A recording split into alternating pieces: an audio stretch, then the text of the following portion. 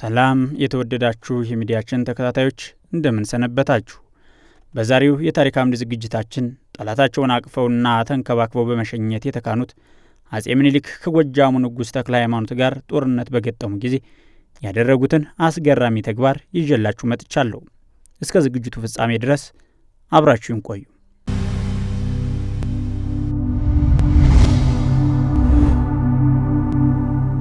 በማረግ የምኒልክ እኩያ የሆኑት ንጉስ ተክለ ሃይማኖት የከፋ ግዛትም በተጨማሪ ስለተሰጣቸው ከፋን ለማቅናት ሐሳብና ስራ ጀመሩ። ከፋንም ለማቅናት ራስ ደርሶ ተላኩ። ራስ ደርሶ ኦሮሞ ውስጥ ገብተው ወለጋን፣ ነቀምቴን፣ ጉማን፣ አሞሮን፣ ሀሮን፣ ጉድሩን፣ ግንደበረትን፣ ጅማን አስገብረው ያዙ። ንጉስ ምኒልክ ነገሩን ሳይሰሙ ቆይተው በኋላ የጎጃም ጦር አዛዥ ራስ ደርሶ ከጉማው ባላባት ከአባ ጆቢር ጋር ተዋግተው አባ ጆቢርን ገደሏቸው የሚል ወሬ ሰሙ። ምኒልክም ራስ ጎበናን በአስቸኳይ ወደ ከፋ ልከው እሳቸው ወደ አርሲ ዘመቱ። ራስ ጎበናም ብዙ አገሮችን አስገብረው ሊሙ ሲደርሱ ራስ ደርሶ ከየአገሩ የሰበሰቡትን ዝባድና የዝሆን ጥርስ ሊሙ አስቀምጠው ከፋ ሊያስገብሩ ሄደው ነበር። ራስ ጎበና ሊሙ እንደደረሱ ራስ ደርሶ የሰበሰቡትን የዝሆን ጥርስና ዝባድ አግኝተው እጅ አደረጉ። ወዲያውም እነኚህ ጎጃሞች በምን ይስቃሉ፣ ጥርሳቸውን ሊሙ ጥለውት ሄዱ አሉ ተብሎ ተገጠመ። የራስ ጎበናን ነገር ደርሶ በሰሙ ጊዜ ከከፋ ተመልሰው አገሬን ለቀህ ውጣ ብለው ለጎበና ላኩባቸው። ራስ ጎበናም ጦርነት ላለማንሳት በዮሐንስ አምላክ ተዳኝ ብለው ከአጤ ዮሐንስ ነጋዴዎች ዳኛ አደረጉ። ዳኞቹም ጠብ እንዳይፈጠር ሁለቱንም ወገኖች አቆሙ። ራስ ደርሶና ደጃች መር ግን ጦርነት አምሯቸው ነበር። ግን በዮሐንስ አምላክ ስለተባሉ ጠብ ለማንሳት አልደፈሩም። የዚህም ጊዜ የራስ ደርሶ አዝማሪ እገዛለሁ ብሎ ከንጠጦ ገስግሶ በዮሐንስ አምላክ አሰኘው፣ እገዛለሁ ብሎ ከንጦጦ ገስግሶ በዮሐንስ አምላክ አሰኘው ደርሶ ብሎ ዘፈነ። ራስ ደርሶ ወደ ጎጃም ተመልሰው ጉዳዩን ለንጉስ ተክለ ሃይማኖት ነገሩ። ራስ ጎበናም ለምኒልክ ደብዳቤ ጻፉ። ንጉስ ምኒልክ አርሲን ድል አድርገው ሲመለሱ አዋሽ ላይ ከራስ ጎበና የተጻፈው ደብዳቤ ደረሳቸው። ደብዳቤውም ከራስ ደርሶ ጋር ጉማ ላይ ተገናኝተን ከባላገር በግብር የተቀበሉትን ከብት ሁሉ አስመለስናቸው። ወደፊትም ንጉስ ምኒልክ በፈቃዳቸው ከሰጧቸው አገር በቀር ወደ ሌላ እንዳታልፉ ይሁን ብለን አስምለንና አስገዝተን ሰደድናቸው። እኔም ወደዚያ ወደ ንጉስ መምጣቴ ነው የሚል ነበር። ንጉስ ምኒልክም ነገሩ አላምር ብሏቸው ምናልባት ሁለት ጀግኖች ራስ ጎበናና ራስ ደርሶ ጦርነት የተጋጠሙ እንደሆነ የብዙ ሰው ደም ሳይፈስ አይቀርም እያሉ ሲሰጉ ነበርና ነገሩ ያለ ጦርነት በመጨረሱ ደስ ብሏቸው ወደ እንጦጦ ከተማ ተመለሱ። አጤ ዮሐንስ ለንጉስ ተክለ ሃይማኖት እንደሚያግዙና ምኒልክን ለመጣል እንደሚተባበሩባቸው ንጉስ ምኒልክ ያውቃሉ። ተባብረው ይጥሉኛል እያሉም ይሰጋሉ። ስለዚህ ምኒልክ በንጉስ ተክለ ሃይማኖት መበደላቸውን አስቀድመው ፍርድ እንዲታይላቸው ወደ አጤ ዮሐንስ ደብዳቤ ጻፉ። አጤ ዮሐንስም የሚከተለውን ደብዳቤ ለምኒልክ ጻፉላቸው። መልእክተ ዘስዩም እግዚአብሔር ዮሐንስ ንጉስ ጽዮን ንጉሰ ነገሥት ዘኢትዮጵያ ይድረስ ከንጉስ ምኒልክ በአማን እስራኤላዊ ዛልቦ ጸልሁቱ ሰላም ለከ ወሰላም እግዚአብሔር ይሃሉ ምስለከ። እኔ በእግዚአብሔር ቸርነት በእምነ ጽዮን አማላጅነት አምላክ ቅዱስ ይክበር ይመስገን ደህና ነኝ፣ ምሕረቱ ለዘላለም ነውና። ደብዳቤውም ደረሰኝ። ለንጉስ ተክለ ሃይማኖት ከዚህ በፊትም ልኬአለሁ፣ እንግዲህም እልካለሁ።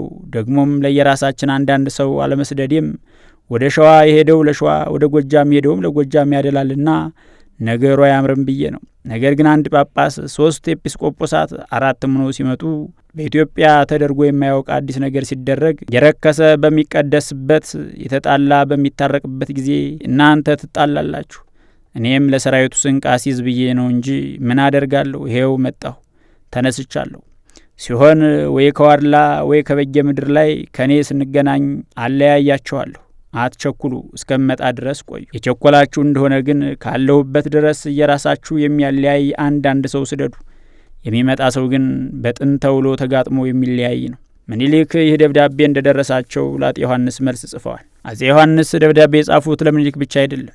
የጎጃሙ ንጉስ ተክለ ሃይማኖትም ተበዳይ ነኝ ብለው ለጻፉላቸው ደብዳቤ አጤ ዮሐንስ መልሱን ልከውላቸው ነበር። የንጉስ ተክለ ሃይማኖት መልእክተኞች የአጤ ዮሐንስን ደብዳቤ ይዘው ወደ ጎጃም ሲመለሱ አጋሟ ሲደርሱ ደስታ ኃይሉ የሚባል ተንኮለኛ ሽፍታ ነበር።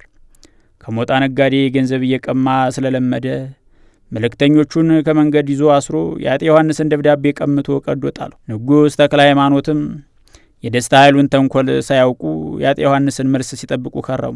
የንጉሥ ምኒልክ ስራ ቤቶችም ሴቶች ተሰብሰቡ፣ ንውቀት ዳሂራ፣ ክርክር አይቀርም ከራስ አዳል ጋራ፣ ታመሳላሉ ከፋና ቦረና፣ አማን አይደሉም ወይ እነ ራስ ጎበና እያሉ ይዘፍኑ ጀመር። ጥቂት ቆይቶም ንጉሥ ተክለ ሃይማኖት ለዘመቻው አዋጅ ማወጃቸው ተሰማ። ንጉሥ ምኒልክም የንጉሥ ተክለ ሃይማኖቱን ጥር ማወጅ በሰሙ ጊዜ እርሳቸውም በበኩላቸው የጦር አዋጅ አውጀው መጋቢት 13 ቀን 1874 ዓ.ም ከእንጦጦ ከተማ ተነሱ። ራስ ጎበናም ከአገር አገር ወዲያና ወዲህ የተዘዋወሩ አገሩን ያቀኑ ነበርና በመንገዱ ርቀት ምክንያት ወሬያቸው ጠፋ። ንጉሥ ምኒልክ ጥቁር መሬት ሲደርሱ ከጅማ የመጣ አንድ ነጋዴ ተገኝቶ ወሬ ሲጠየቅ ራስ ጎበና ወደ ንጉሥ ለመምጣት ጊቤን ተሻግረዋል፣ ከጎጃሞቹም ጋር ጦርነት አልገጠሙም እንጂ ጎጃሞች አገሩን ሁሉ ማጥፋት ጀምረዋል ብሎ ተናገረ። ኖኖ ሲደርሱም ራስ ጎበና መጥተው ከምኒልክ ጋር ተገናኙና ታላቅ ደስታ ሆነ። ወዲያውም በእርሳቸውና በራስ ደርሶ መካከል የሆነውን ነገር ሁሉ የአገሩንም አኳን እያስረዱ ከተናገሩ በኋላ በአንድነት ሆነው ወደፊት ጉዞ ጀመሩ። የወሎ አባል አባት ወይዘሮ መስታወትም የወሎን ሰራዊት ይዛ እንድትመጣ ታዛ ነበርና ንጉሥ ምኒልክ ሊቃ ላይ ሲደርሱ በሰልፍ ገብታ የወሎን ሰራዊት አሳየች። ምኒልክ ጎጃሞች ሳያስቡት ሳሲ በሚባል ወንዝ ዳር መስፈራቸውን የጎጃም ጦር ስለሰማ ወደ ንጉሥ ተክለ ሃይማኖት መልእክተኛ ላኩ። ንጉሥ ተክለ ሃይማኖትም ገና አባይን አልተሻገሩም ነበርና ከመኳንንቱ ጋር ተማክረው ፊት አውራሪ መሪ የሚባለውን አሽከራቸውን ወደ ንጉሥ ምኒልክ ሂደህ ይህ አሁን እርሶ ያሉበት አገር በአጤ ዮሐንስ ፍቃድ ያቀናሁት የኔ ግዛት ስለሆነ የክርስቲያን ደም በከንቱ እንዳይፈስ ትተው ይመለሱልኝ ብለህ ነገር ብለው ላኳቸው። ፊት አውራሪ መርም እንደ ተላኩት ለምኒልክ ብነግሯቸው ለንጉሥ ተክለ ሃይማኖት ከአባይ ወዲህ ምን ግዛት አለው? እኔ ስለ ወዳጅነትና ስለ ፍቅር ብዬ አሞሮን፣ ጠሮን፣ ጉድሩን፣ ግንደበረትን የቀዲዳን አገር እንዲያቀና ብሰጠው እያለፈ ሌላውን አገር ሁሉ ይይዝ ጀመር። አሁን ግን በፍቃድ የሰጠውትን አገር ወስጃለሁና ከአባይ ወዲህ ያለው የእርሱ ሰራዊት እየተመለሰ እንዲሻገር ይሁን ብለው ለፊት አውራሪ መር ነገሯቸውና መልእክተኛው ተመልሰው ሄዱ። ከዚህ በኋላ ንጉሥ ምኒልክ የንጉሥ ተክለ ሃይማኖት ሰራዊት ባቀናው አገር ሹምሽር አድርገው ወደ እንጦጦ ለመመለስ ኖኖ ሽሬ ከሚባል ስፍራ ሲደርሱ ግንቦት 21 ቀን የንጉሥ ተክለ ሃይማኖት መልእክተኞች መጡ። ንጉሥ ምኒልክ አስጠርተው ደብዳቤ ይዛችሁ እንደሆነ ስጡኝ፣ የቃል መልእክት እንደሆነ ንገሩኝ ቢሏቸው መኳንንቱ ሁሉ ካልተሰበሰቡ ለብቻው እንዳንናገር ታዘናል አሏቸው። ምኒልክም መኳንንቱን ሁሉ ሰብስበው ንገሩኝ አሏቸው። ጌታችን ንጉሥ ተክለ ሃይማኖት ንገሩ ያሉን ቃል ይህ ነው። ምነው እርስዎ እኔን ሁልጊዜ ያዋርዱኛል? ከዚህ ቀደም በኃይል መጥተው አገሬን ጎጃምን አጠፍተው ሄዱ። አሁን ደግሞ ያቀናሁትን የጋላውን አገር እያጠፉ ሹምሽር አደረጉበት። ከእንግዲህስ ወዲህ መጣው አይሂዱ።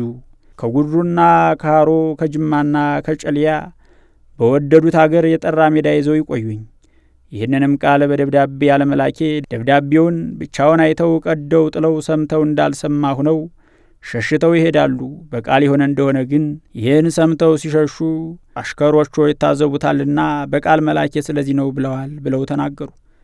ንጉሥ ምኒልክም ይህን በሰሙ ጊዜ ምንም ቢሆን ንጉሥ ተክለ ሃይማኖት ይህን የመሰለ ኃይለ ቃል አይልክብኝም፣ ቢልክብኝም በማኅተሙ ይልክብኝ ነበር እንጂ በቃል አይልክም። ስለዚህ ሐሰተኞች ናችሁና ተይዛችሁ ቆዩ ብለው አስያዟቸው። መልእክተኞች ግን ይህ ቃል የጌታችን መልእክት ያልሆነ እንደሆነ በአካላችን እንቀጣ እያሉ ከማሉና ከተገዘቱ በኋላ እንግዲያውስ ከእናንተ አንዱ ሂዶ አዎ ልካቸዋለሁ የሚል ባለማተብ ደብዳቤ ይዞ ይምጣ፣ እናንተ ግን እንደ ተያዛችሁ ቆዩ አሏቸው። ለሚሄደውም መልእክተኛ እኔ ላንተ ጦር ሰግቼ ሸሽቼ አልሄድም፣ ነገር ግን ከእኔ ጋር ለመዋጋት ከአጤ ዮሐንስ ፍቃድ አግኝተህ እንደሆነ ፍቃድ ማግኘትህን በደብዳቤ እንድትልክብኝ ብዬ ነው እንጂ ለጦርነት እዚያው አገርህ ደርቢ ሜዳ ላይም ቢሆን እመጣልሃለሁና አንተን መንገድ አይምታህ። ይህንንም በደብዳቤ አለመላኬ አንተ ደብዳቤውን ስትጠላው አይቼ ነው ብለህ ንገር ብለውት ሄደ። ከዚህም በኋላ ንጉሥ ምኒልክ ደጃዝማች ወልዴን ጠርተው ንጉሥ ተክለ ሃይማኖት ለጦርነት መምጣቱ እውነትም ሐሰትም እንደሆነ በግስገሳ ሂደህ ወደ አባይ አፋፍ ዘልቀህ በመነጠር አይተህ አሳውቀኝ ብለው ላኳቸው። ደጃች ወልዴም በግስጋሴ ሄደው ሲመለሱ ከአባይ ወዲህ ብዙ የድንኳን ሰፈር አይቻለሁ ብለው ተናገሩ። ይህን የሰሙት ምኒልክም ከሰፈሩበት ተነስተው ወደ ጉድሩ ተጓዙ። ይላላም በደረሱ ጊዜ በግንቦት 28 ቀን 1874 ዓ.ም በጠራ ሜዳ ላይ ሰራዊታቸውን አሰልፈው ሰልፉን ሲያዩ አሉ። በግንቦት 30 ቀን በማለዳ ተነስተው ሲጓዙ እምባቦ ሜዳ ላይ ሲደርሱ የጎጃም ቀዳማዊ ጦር ታየ። ንጉሥ ምኒልክ በፈረሱ ነው ወዲያና ወዲህ እየተዘዋወሩ ወታደሩን በያለቃው አሰልፈው ከቀኑ 5 ሰዓት ሲሆን ጦርነት ገጠሙ። ጦርነቱም እንደተጀመረ የንጉሥ ተክለ ሃይማኖት መድፍ መተኮስ ጀመረ። 2 ጊዜ ያህል ተተኩሶ በሶስተኛው መንኮራኩሩ ተሰብሮ ወደቀ። የንጉሥ ተክለ ሃይማኖት ሰዎችም ይህን ባዩ ጊዜ ደነገጡ። መምህር ወልደ ጊዮርጊስ የሸዋን ጦር ፈረስ አይችለውምና የእኛ ሰው በእግር ብቻ ይሰለፍ ብለው ንጉሥ ተክለ ሃይማኖትን አማከሩ። ምኒልክ ደግሞ የመስታወትን ሰራዊት የወሎን ፈረስ አሰልፈው በሚስጥር አኖሩ። ራስ ጎበናም የምኒልክ ዋና ጦር አዛዥ ነበሩ። ጦርነቱ ተፋፍሞ የጥይቱ ጭስ ፀሐይዋን ሲጋርዳት የንጉሥ ተክለ ሃይማኖት ሰራዊት እንደመናወጥ አለ። ይህን የሰራዊቱን መበረገግ ያዩት የንጉሥ ተክለ ሃይማኖት የጦር አዛዥ ራስ ደርሶና ደጃዝማች ስዩም በወደቀው ሬሳ ላይ እየቆሙና እየተረማመዱ መዋጋት ሲጀምሩ ሰራዊቱም በርትቶ ይዋጋ ጀመር። እንደገና ነገሩ ተገለበጠና የምኒልክ ጦር በዘመኑ የፈሪ ውጊያ የሚባለውን መሬት ላይ ተኝቶ ይተኩስ ጀመር። ይህም ቢሆን የጎጃም ጦር ቦታ አስለቀቀ፣ ወደፊትም ይገፋ ጀመር። ከኋላ ላይ የነበሩት ንጉሥ ምኒልክ የጎጃም ጦር ወደፊት መግፋቱን አይተው ዳኛው ከተባለው ፈረሳቸው ላይ ወጥተው ከውጊያው መሃል ሊዋጉ ገቡ። ወዲያውም የጎጃም ተኳሽ የምኒልክን ፈረስ በጥይት አቆሰለው። የተያዘላቸውንም ዣንጥላ በጥይት በጣጥሶ ጣለው። ከፊት ያለውን ዣንጥላና ፈረስ ቀርቶ ከኋላ ያለውንም የምኒልክን ድንኳን በጥይት በሳሳው። ድል ለመሆን ከጫፍ የደረሱት ምኒልክ ደብቀው ያስቀመጡትን የመስታወትን ሰራዊት የወሎን ፈረሰኛ እንዲዋጋ አዘዙ። እግረኛና ፈረሰኛ እኩል አይዋጋምና ብዛት ያለው የወሎ ፈረስ እግረኛውን የንጉሥ ተክለ ሃይማኖትን ጦር ወረረው። ብዙ ሰዎችንም ገደሉባቸው። ንጉሥ ተክለ ሃይማኖትም ጣታቸው ተላልጦ እስቲቆስሉ ድረስ ተኩሰው ከብዙ ቦታ ላይ ቆስለው ከውጊያው ወጡ። ንጉሥ ተክለ ሃይማኖት ከጦሩ መሃል እንደወጡ የምኒልክ አሽከር የሆኑት ጎጃሚ ወዳሞቱ ባላባት መንገሻ ቲከም በፈረሱ ነው ደረሱባቸው። ንጉሥ ተክለ ሃይማኖትም ቆስለው እንደወደቁ መንገሻ ቲከምን በሩቅ ሲያዩ ናውሰደይ ብለው ላኩባቸው። መንገሻ ቲከምም በክብር እጅ ነስተው የንጉሥ ተክለ ሃይማኖትን እጅ በሻሽ አስረው ወደ ምኒልክ ወሰዷቸው። እንደ ደንቡ አንድ የጦር መሪ ሲማረክ የሚታሰረው በሰንሰለት ወይም በእግር ብረት ሲሆን መንገሻ ቲከም ግን በሻሽ ያሰሩበት ምክንያት ንጉሥ ተክለ ሃይማኖትን በማክበር ነበር። ንጉሥ ተክለ ሃይማኖት ከብዙ ቦታ ላይ እንደቆሳሰሉ ከምኒልክ ዘንድ ቀረቡ። ምኒልክም ሰውን የመሳብ ኃይል ነበራቸውና ንጉሥ ተክለ ሃይማኖት እንደመጡ ከዙፋናቸው ተነስተው አቅፈው ስመው ወንድሜ እንኳን ክርስቶስ በሕይወት አገናኘን አሏቸው። ወዲያውም እኔ ነኝ ቁስሉን የማክምለት ብለው ደማቸውን እየጠራረጉላቸው ውጊያውም አልቆመም ነበርና ሰራዊትህን አስተውልኝ፣ ያለፈው ይበቃል አሏቸው። ንጉሥ ተክለ ሃይማኖትም በምኒልክ አድራጎት ተደንቀው ነበርና እሺ ብለው ውጊያውን እንዲቆም አዘዙ። የታዘዘውን ፈረሰኛ የንጉሥ ተክለ ሃይማኖት ሰው ይሆንህ ተው ብለውሃል፣ ንጉሳችሁ ተይዘዋል እያለ ለፈፈ። ይህን ልንልፈፋ ራስ ደርሶ ደጃዝማች ስዩምና መምህር ወልደ ጊዮርጊስ በሰሙ ጊዜ ያለ ዮሐንስ ንጉሥ አናውቅም ብለው በወሰደበት እጁ መልሶ ይሰጠናል እያሉ ሲያዋጓ መሹ። ቢሆንም ድል የምኒልክ ሆኗልና የማታ ማታ ራስ ደርሶ ደጃች ስዩምና መምህር ወልደ ጊዮርጊስ ተያዙ። ንጉሥ ተክለ ሃይማኖትም ሊቆስሉ የቻሉት ስመጥር ጀግና ነበሩና ደጀን ሆነው ያዋጉ ቢሏቸው አይሆንም ብለው እንደ ተራ ወታደር በፈረስ ላይ ሆነው መሃል ለመሃል ገብተው ሲያዋጉ ነው። ንጉሥ ተክለ ሃይማኖት 2 ሰዓት ያህል በጀግንነት እንደተዋጉ ነው ቆስለው የተያዙት። በተለይ በኋላ እጨጌ ሆነው የተሾሙት መምህር ወልደ ጊዮርጊስ የተመዘዘ ሰይፍ ይዘው የሸሸህ ገዝቻለሁ እያሉ የጎጃምን ጦር ስላበረቱ ጦርነቱ እስከ 9 ሰዓት ድረስ ቆየ። በጦርነቱም ላይ ብዙ ሰዎች ሞቱ። በማግስቱ ንጉሥ ምኒልክ በጦርነት ላይ የሞተውን የሸዋውንም የጎጃሙንም ዋና ዋናውን እያስፈለጉ በማስቀበርና ቁስለኛውንም ሲያስነሱ አሉ። የተሰበሰበውን የሁለቱንም ወገን ቁስለኞች ከሰፈር አድርሰው ከፊት አውራሪ ቀዲዳ አገር እየተመራ እንዲታመምና እንዲድን አዘዙ። ጦርነቱ በተደረገ በ3ኛው ቀንም ምኒልክ ለጎጃሙ ምርኮኛ ሁሉ ራስ ጎበናን ባልደረባ ሰጥተው አባይ ድረስ በራስ ጎበና አሸኝተው ወደ አገራቸው እንዲገቡ አደረጉ። ንጉሥ ተክለ ሃይማኖትም ቁስላቸው የበረታ በመሆኑ በበቅሎ ላይ ተቀምጠው መሄድ ባለመቻላቸው ምክንያት ተኝተው በሰው ሸክም እየተጓዙ ወደ እንጦጦ መልስ ሆነ። ከንጉሥ ተክለ ሃይማኖት ጋር እሳቸው የመረጧቸው መኳንንትና 3000 ያህል ወታደሮቻቸው አብረዋቸው እንዲጓዙ ተደረገ። በንጉሥ ተክለ ሃይማኖት ሕመም ምክንያት ጉዞው በቀስታና የታረፈ ስለነበር ጦርነቱ በተደረገ በወሩ ሰኔ 29 ቀን እንጦጦ ገቡ። በጉዞውም ላይ የንጉሥ ተክለ ሃይማኖትን ቁስል ብላቴን ጌታ ሆይ እንደጻፉት ንጉሥ ምኒልክ ራሳቸው በመድኃኒት እያጠቡ በሻሽ ያስሩላቸው ነበር። እንጦጦ ከደረሱም በኋላ በንጉሥ ተክለ ሃይማኖት አካል እየገባ የቀረውን ጥይት የሚያወጣ ሐኪም መጥቶ በአካላቸው ውስጥ የቀረው ጥይት እየተፈለገ ወጣላቸው።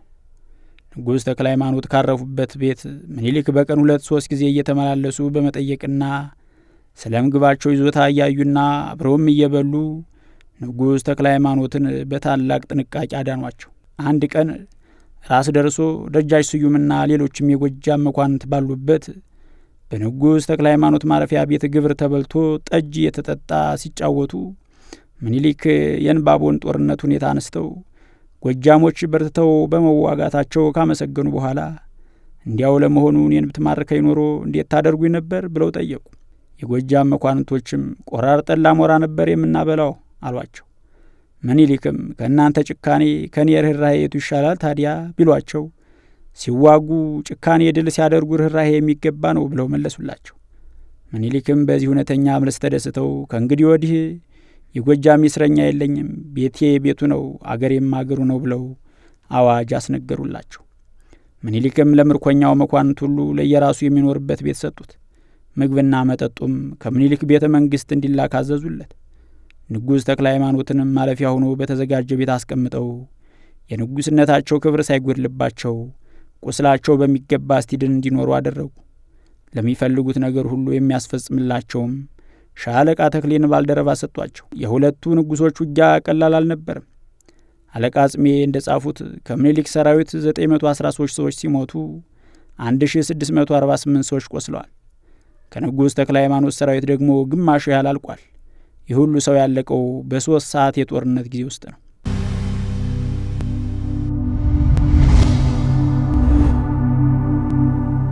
ለመርሃ ግብሩ ዝግጅት በጳውሎስ ኞኞ የተጻፈውን አጼ ምኒልክ የተሰኘውን መጽሐፍ ተጠቅሜያለሁ። ስላዳመጣችሁኝ አመሰግናለሁ።